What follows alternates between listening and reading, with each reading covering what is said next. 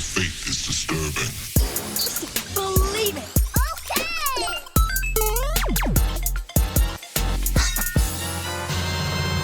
What's going on, geeks? You're listening to episode 441 of the Geeks Under Grace podcast. My name is Cody Armour. I'm here with Jonathan Nichols. What's up?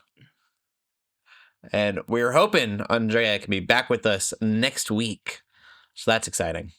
Don't want to make any promises, but should be. This week we're geeking out about Xbox's person not being AI, the exec. Maybe not being AI. Maybe, possibly. Do we really know? I don't know. Anymore? We're definitely not geeking out about Pokemon Fire Red and Leaf Green. I'm throwing that out there. Woody's bald spot, because that's hilarious. And the 200th remake of Evangelion. I mean, It is a new how story. many times can we keep remaking this? I feel like they're learning from Todd Howard. They're maybe contending with Street Fighter. Or Skyrim. Yeah, exactly. Before we get into any of that, though, we'll get into the games that we've been playing. Go ahead, Jonathan. I've been playing Cyberpunk 2077. I finally bought Phantom Liberty, so I'm playing a heavily modded version. I've got all the mods. I think I mentioned it last time. But yeah, so I'm just starting the Phantom Liberty missions. I'm currently waiting on someone to call me back, just like in real life. So, but it's good. It's good. All right. Yeah. I feel like there was someone that I was supposed to get called back from in that game, and I was not doing the thing that triggered it. And so I literally spent days in the game just waiting. I can't remember what I had to do. I had to go home and sleep or something. And I was just not doing that.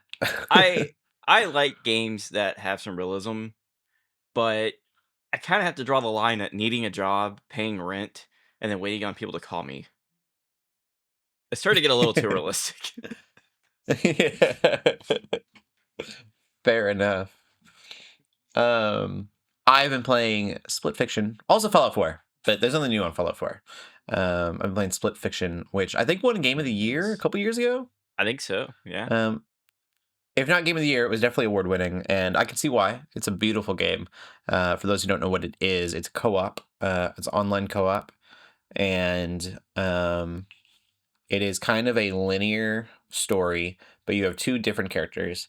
I cannot think of their names right now. I know Zoe, and I can't remember the other one, because Zoe is the one that I've been playing as.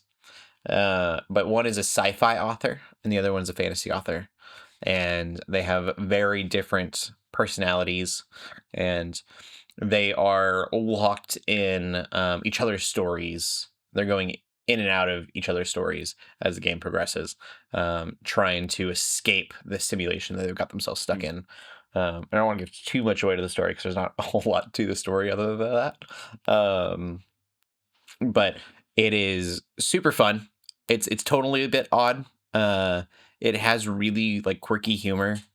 Like this is in the trailer, but there's a boss battle, and it is a parking maid. It's literally says parking maid at the top, and it's this giant robot. It's like, you have unpaid parking tickets. Prepare to die. It's just like so like kind of kiddish in that way.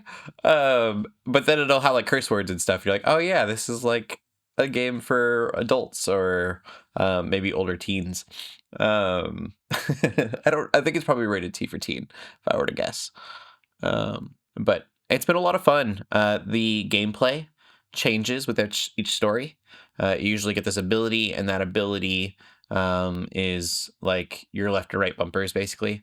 But they do very different things. So even within the same level, which I thought was cool. So the character my friend's playing, she is like, for one of them, was going up on the walls. It was like gravity defying. But then I had like a laser whip, and so I was throwing things across the room. And so like very different abilities that do very different things. That's really cool. Yeah, it's neat.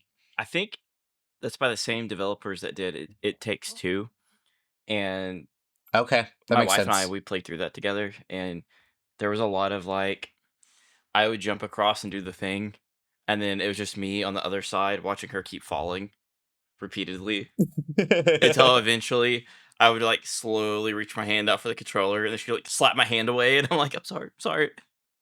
It So, hasn't been too bad. The friend that I've been playing with, she's pretty well versed in video games, and so we haven't had a lot of. There was one thing where it was timing based, and of course it's online, so there's a little bit of lag. yeah. And I don't know what they were thinking. I was like, "How are we going to do this?" It turns out that her ability would have let her jump a little bit higher and longer, and would have um, made it a lot easier. But everything timed in an online thing is ridiculous. Don't do that to us. Yeah. Um, but it's been really cool, and what I love too, like I said, the different abilities and stuff. And so my wife's been watching a lot of it, but I think I'm going to play with her on reverse roles. I think that would be Nice. really cool. Yeah. Um, and so yeah, I'm enjoying it a whole lot. I'm trying to think what else there is to add to it. I don't know. It's just really quirky and fun. Um, there's a pig thing that's in the trailer as well. It's been my favorite level so far. You are a pig, and then you like it's really cute and fun, and you go down the slide. This is all in a trailer, so I can spoil it. You go down the slide, and the slide takes you to a grinder, and you get ground up into hot dogs, and then you get eaten by the end of the level. Oh, Um, no. it's so dark and it's so funny Today, because the kids, you're gonna learn abilities how in hot that dogs are made. level are yeah, literally. Like one of them farts and the other one's a spring. It just farts across the room, like it flies through farts. It's they literally are like, "What is this?" And Zoe, my character, is like, "Oh, I made this story when I was like 7 years old. I didn't know how hot dogs were made, so I wrote a story on explaining how, so I knew how." That's And the hilarious. other one's like, "That was traumatizing." It was like, imagine thinking about that when you're 7. It's really good. I'm enjoying it a lot, but we can get into the gaming news.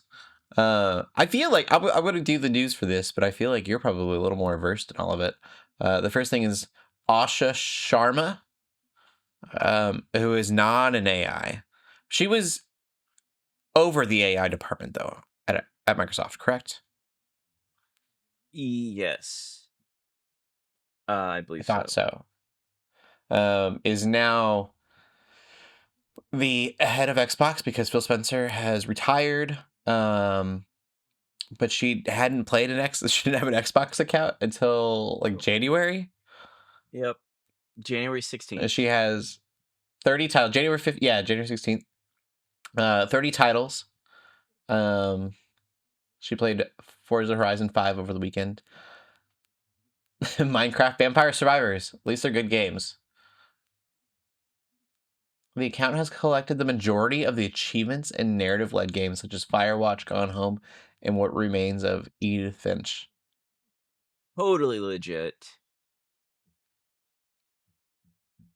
Ethan. Honestly, when I was reading this, I just envisioned some poor intern in a closet with her Xbox, and he's just like, "I wanna go home," and she's like, "No, more achievements!" And just, like, slams the door on him after throwing, like, Yeah, not till a you've bag of Doritos in there gotten all with the him. achievements.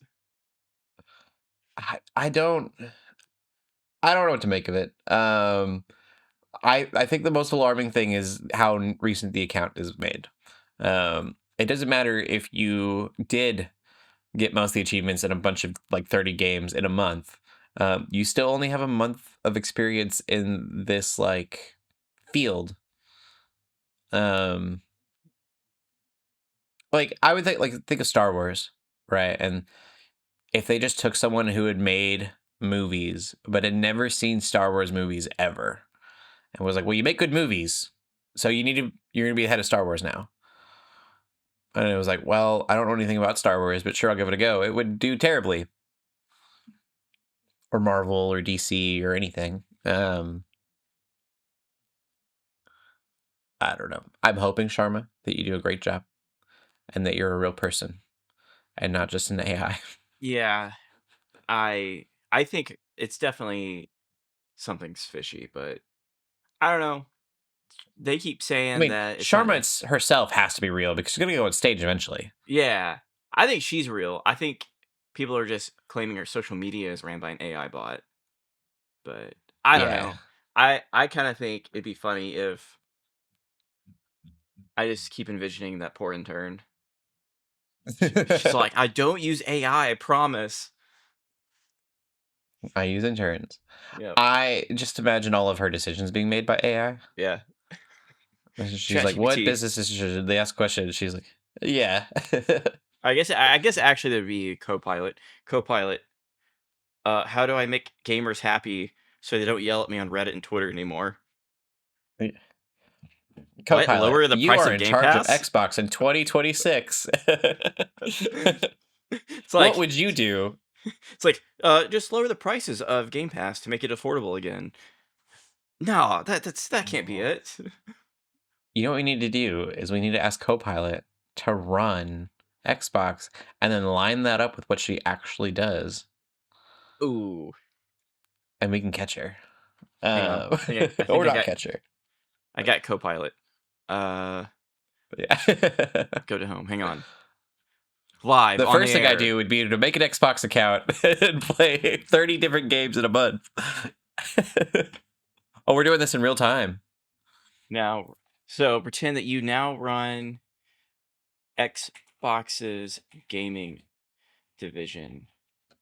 What are the first 10 changes you would do to make it more profitable and what should I add? Profitable and Popular. popular. Yeah. All right, Jonathan, let's have fun with this. Number 1, rebuild the first party identity around fewer, bigger franchises. 2, greenlight a new Halo Reforged project. Halo needs a God of War level reinvention. 3, launch a mid-tier Ooh, AA yeah, it game. does. That would be awesome. That'd be incredible. Launch a mid-tier AA game label. Not every game needs to be a $200 million blockbuster. Fix Game Pass's value perception. Hey, no, that can't be it. Release a $199 streaming focused Xbox. So $199 streaming Xbox. That's actually a pretty good idea. Bring back Xbox Live Arcade style curation. Aggressively expand Xbox on PC. Acquire a Japanese studio. Good luck with that one. Build a creator first ecosystem. Launch a play anywhere. Keep everything initiative. And if I'm being blunt, Xbox doesn't need more hardware. It needs identity, consistency, and confidence. That's right, Copilot. It sure does. Okay. And so what do we have? We have the ad. Didn't the ads come out just now about the everything is an Xbox? Yeah. Yeah, it's pretty recent. Yeah. So check that one off the list for Copilot. Yeah. We'll keep you I was like, updated. this is on totally it. their internal plan. And it's just like they're already filtering out through Copilot. Yeah. It's already pre trained. Literally asked Copilot how to do it, and it's just made a checklist. It's like pulling up their internal That's Notion board. really funny. I'm totally on board for a story-driven God of War-esque Halo. Oh, yeah. 100%. That would be really cool. Halo, listen to your Copilot. Or Microsoft maybe. That was awesome. Another company that could maybe use Copilot's help. We're just getting rid of oceans at this point is Nintendo. Maybe they have announced Pokemon Fire Red and Leaf Green. These are not remakes, which I think that part's maybe for the best. I would have loved a remaster instead of a remake. I've just seen concepts. One of them was really crazy. It was like a 3D art, but pixel art still. But I think the Octopath, like Unreal Engine, art style would work really well for Pokemon in a really cool way, like the old Pokemon games. But anyways, this is just a port. Like all the other ports that are on their online subscription service. except it's not on their online subscription service. It is $20 per game. Hmm. And you can only trade locally. There's no online trading because there was no online trading back then. The only thing that I can see that is a possible, but this is, I want to like pay attention to this wording here. The game is expected to enable players to connect and transfer Pokemon into Pokemon Home. It features a cloud-based monster storage system. It's expected. It wasn't announced, and I feel like if you were going to sell this game at all to me, that would have been the focus. Like, you can get your Pokemon into the Pokemon Home from this game. The chance that that's not, and I don't know that before I pre-order it, I don't want to pre-order it. Mm. Well, I've tried playing through Fire Red, and I don't know, like they're really good. It just they lose me in my attention span after a little bit. So Yeah, it's really hard to. I don't. We try not to endorse hacks, ROM hacks and things, but unfortunately, like the ROM hack, like I guess community of Pokemon games has really outdone the classic Pokemon games in a big way. And so like it's hard to go back to a Fire Red and just play a Fire Red. Like you need to do something to it to make it a little bit more appealing. Because I have a Game Boy Advance still, and I can play Fire Red on my Game Boy Advance, and that's way better to me than playing the exact same game on the Switch. yeah, for sure. But I think keeping that community alive would have been really cool. I would have, if I were them, I would have released again on like the Octopath Traveler Unreal Engine like design situation. I would have made them out of that, remaster them that way, which I don't feel like would have been super difficult for them to do. And then make like Pokemon, like make Fire Red, do Silver and Gold, do Mhm. Ruby and Sapphire. And then you just keep going up through. But you could have at least gone to like Diamond and Pearl, I feel like. I then brought those games that it's really hard to get Pokemon home, like Pokemon into the Pokemon Home from those, get them into the ecosystem that is the modern Pokemon gaming world. Yeah, I I agree. I did look up the Octopath Unreal. It looks really cool. Oh, it's beautiful. Yeah, I love that Um, game so much.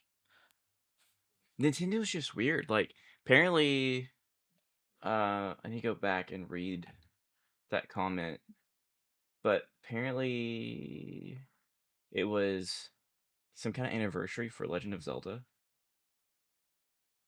a couple Oh, days ago, and there was nothing. So people are yeah, kind it's of weird. upset. Yeah, they're weird about stuff. I don't know. I wonder what anniversary. I know the 40th. creator passed away recently. 40th? I mean, that's a big. Yeah, official plans leave gamers devastated. 40th is a big deal. To not have anything is pretty wild. Hmm. It's such a massive franchise, and it's like Nintendo doesn't even care about it. Yeah. But I mean, they kind of do that to all of theirs except for Mario, I feel like. Mm-hmm. So that kind of makes me go, I don't know if I could see them doing like a full Unreal remaster. It feels like it'd be too much fan service. Yeah. They can't go that far. Yeah, I could be wrong. Could be wrong, but Oh, no, it's not happening. But it would be beautiful. it would be. Yeah. I saw the other one that I saw. I wish I could find, like, I could link up to it. It was concept art. I don't know if it was AI or not anymore because I don't know what is and what isn't AI at this point. But it turned everything into kind of like toys, basically. And Mm. so it was still a top down. It was very 3D, but it looked like everything was made of like plastic, basically, but like a realistic plastic. So the lighting and stuff on everything was very like tangible looking on screen, and that looked really cool. Yeah. Um, I don't know. I like the art style too. It's really I'm cool. sure what's really happening, a lot of people have seen Final Fantasy 7 Remake not do as well as it had hoped. And so I think people really kind of shy away from that idea. Yeah. There is possibly a Chrono Trigger. I don't put that in the notes, but there are rumors of a Chrono Trigger remake happening. And that's really exciting to me. I'd love for that to be in the Octopath Traveler art style. It's a gorgeous art style. Yeah. I I agree. I think it kind of adds new life to that 2D game style. Kind of like Mhm. 2.5D. Yeah, it'd be so cool. But anyways, we can get into the movies. I don't think either of us saw any movies this week. No. No, I had some plans, but it didn't get to it. I'll let you run through the movie news. Yeah, so we got a Toy Story 5 trailer, which looks absolutely adorable. Um, Woody has a bald spot, It's so so funny. literally flashbangs the other toys when he takes his hat off. So like the whole screen turns bright white and they're like squinting. Um, I like how we're at this point where like these big companies have now started creating their own villains. And so like the villain is like an hmm iPad, but it's like Yeah. Disney has been all in on like tech and stuff like that for so long, and now they're like, "Oh, we're not selling toys anymore." Let's make them the bad guy. Yeah, and it's like super snarky and sassy. It has the personality of an iPad kid, which is hilarious. Yes. I didn't think about that. It's so true. Yeah, it's like we can't sell any more toys, so we'll just bash on the reason we can't sell any more toys, and maybe that'll sell more toys. Yeah, but I don't know. It looks good. I think Toy Story 3 had the best ending for the series, but it's Disney. They're gonna keep milking it, and they do a good job. Yeah. But Yeah, yeah, I thought we yeah, said goodbye to Toy Story so long ago, but I'll yeah. probably watch it. I know. I remember I was like, "Oh, I don't really like I love Toy Story 1 and 2, grew up on them.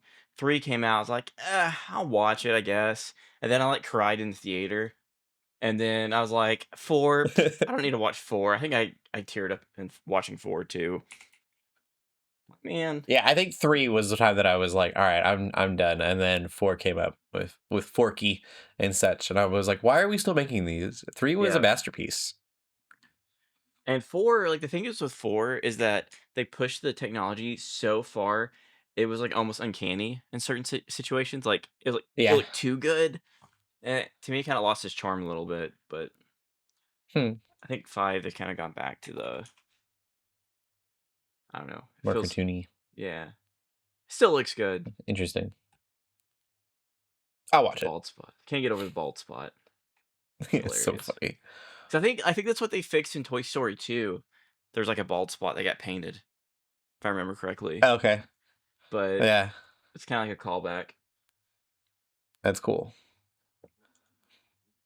Yeah, and then next up, we have Venom, the animated movie, which apparently is a continuation of the Tom Hardy films.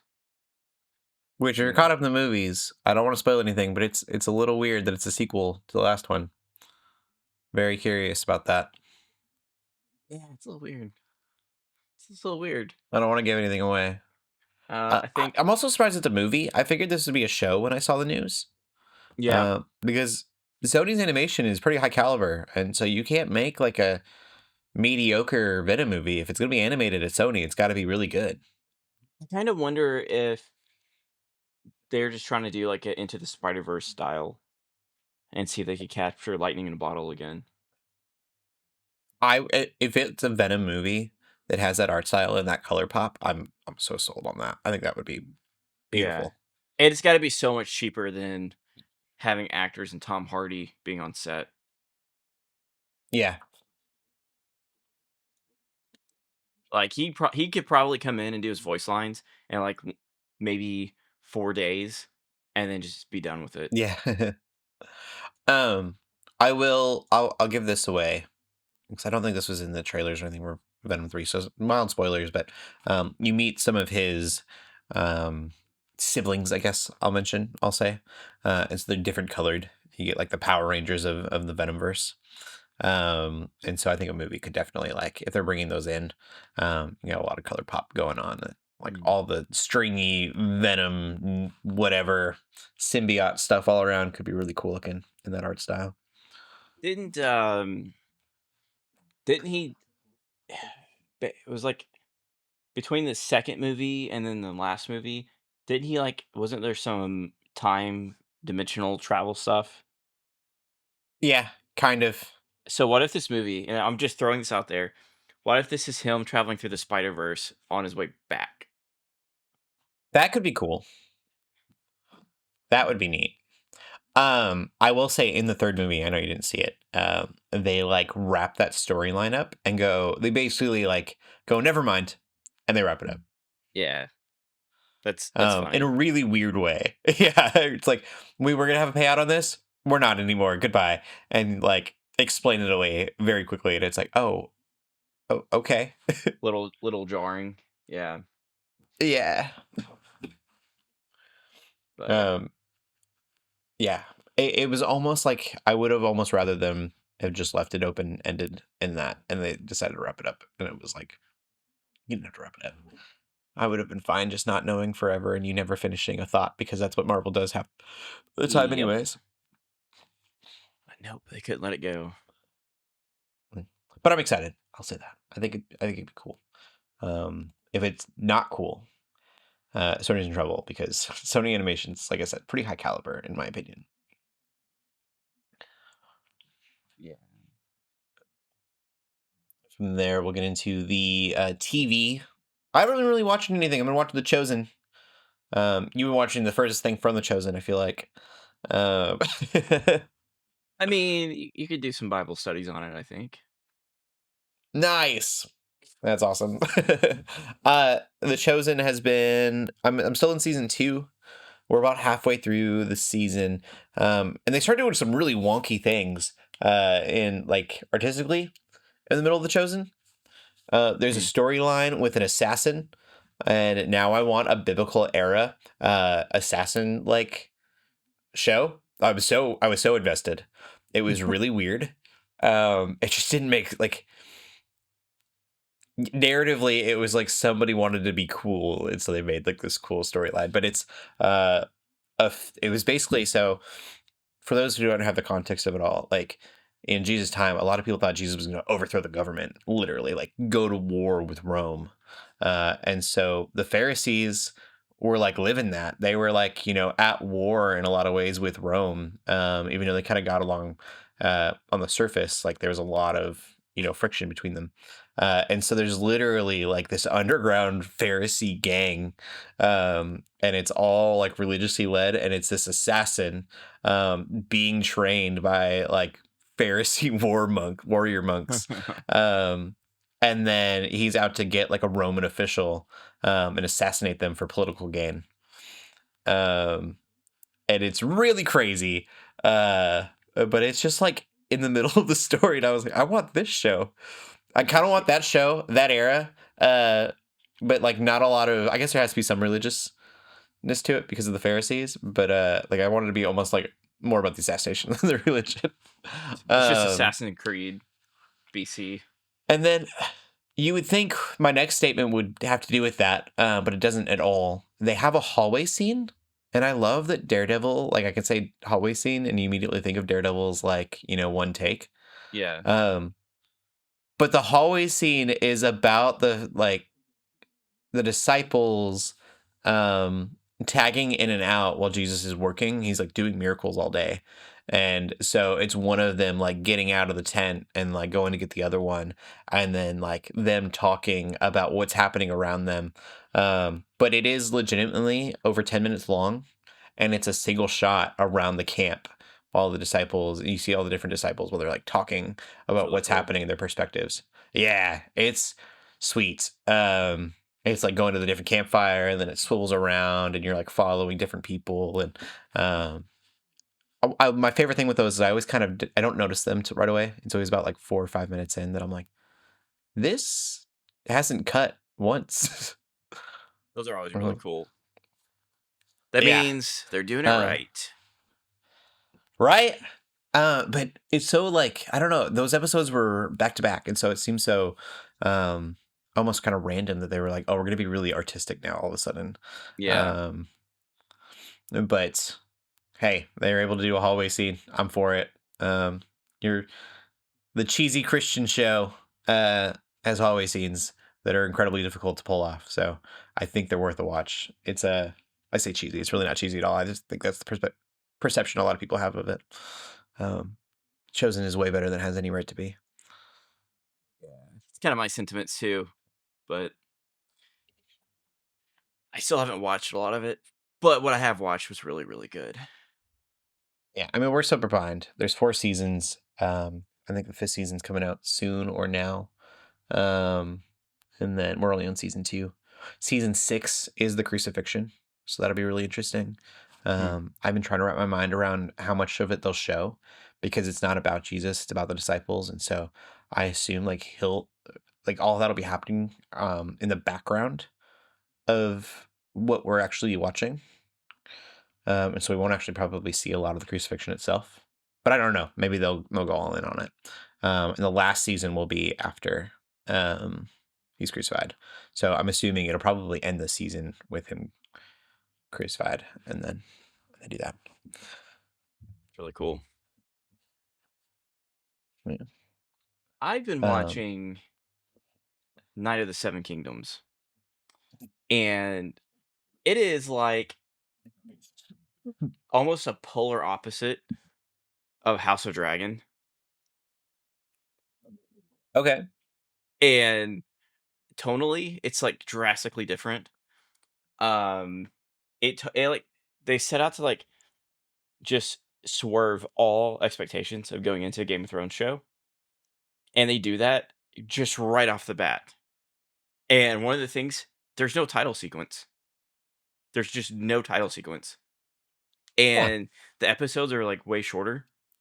So I think like most of the episodes are like 30 minutes long versus Okay. like an Wow. hour long.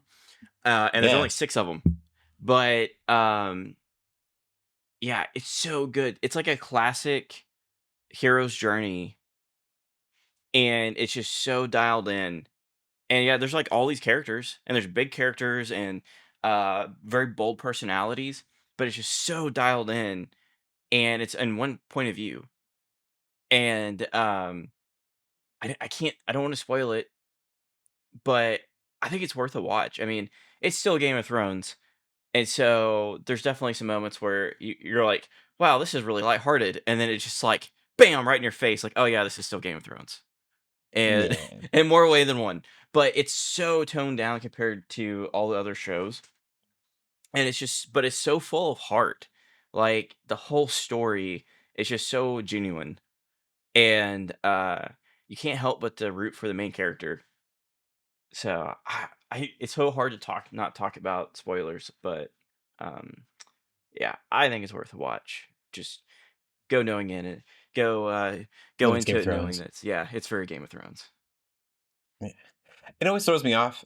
It's so funny. I remember when the podcast started, we were all watching Game of Thrones, the Geeks Under Grace podcast. And we had discussed, like, do we talk about Game of Thrones or no? And we all were like, no, we're not going to discuss Game of Thrones because it's such an unchristian show. And that seemed to be like the consensus within all of like American Christian culture. And then the finale happened, and every pastor was like, "Oh, that finale was terrible." And I was like, "Wait, what? Now it's okay? What happened?" And it was so weird to see that culture shift. We were all watching it. We were all just like, as Christians, we can't admit that we're watching it. And then that finale was so bad that it united Christian Americans into openly, coming out and saying that we were watching it the whole time. There is so you could do theological studies on a good chunk of Game of Thrones, like a lot of it, For sure. and this show, like very much in the same way, carries a theme of like what does it mean to be a moral person in a world that's not moral, and Hmm. uh is it ever okay to waver on those morals if it might have a good outcome? And so, yeah, it's good. That's kind of the ongoing theme of Game of Thrones in a way. And so the show That's continues cool. that in a really unique way. And like I said, it's just very genuine. Like it's kind of feel good, even though it's like it's in a dark world, it's Yeah, dark fantasy. So there's all this opportunity to be like, oh, this is so gloomy, but no, it's very heartfelt. that's cool.